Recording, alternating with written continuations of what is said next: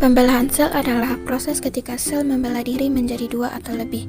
Pembelahan sel terdiri dari dua macam, yaitu yang pertama yaitu pembelahan mitosis. Pembelahan mitosis adalah peristiwa pembelahan sel yang menghasilkan dua sel anakan dengan jumlah kromosom yang sama seperti sel induknya. Ada 4 fase pada pembelahan mitosis. Yang pertama yaitu profase. Pada profase, kromosom sudah mengganda kemudian memadat. Kemudian membran inti mulai rusak menjadi bagian-bagian kecil atau fragmen. Yang kedua yaitu pada proses metafase. Kromosom berjajar pada bidang pembelahan. Yang ketiga yaitu anafase. Pada anafase, kromosom bergerak menuju kutub yang berlawanan, dan pada akhir anafase, kedua kutub sel memiliki kromosom yang jumlahnya sama. Yang terakhir yaitu pada fase telofase. Pada fase ini, membran inti mulai kembali bergabung dan terbentuk dua sel anakan yang bersifat diploid.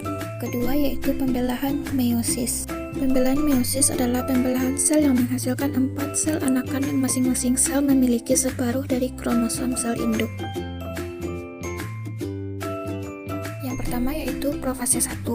Pada profase 1, membran inti mulai rusak menjadi bagian-bagian kecil atau fragmen, dan kromosom sudah mengganda kemudian memadat. Pada metafase 1, kromosom berjajar pada bidang pembelahan. Dan pada anafase 1, kromosom homolog memisah dan bergerak ke kutub-kutub yang berlawanan. Membran inti mulai terbentuk kembali dan terbentuknya dua sel anakan yang bersifat haploid. Selanjutnya yaitu telofase 1. Pada telofase 1, kromosom homolog memisah dan bergerak ke kutub-kutub yang berlawanan. Membran inti mulai terbentuk kembali dan terbentuknya dua sel anakan yang bersifat haploid. Selanjutnya yaitu profase 2. Pada profase 2, membran inti mulai rusak menjadi bagian-bagian kecil.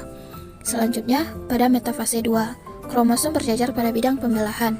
Dan pada anafase 2, kromosom bergerak menuju kutub-kutub yang berlawanan. Dan proses yang terakhir yaitu telofase 2. Membran inti terbentuk kembali dan terbentuk 4 sel anakan yang bersifat haploid.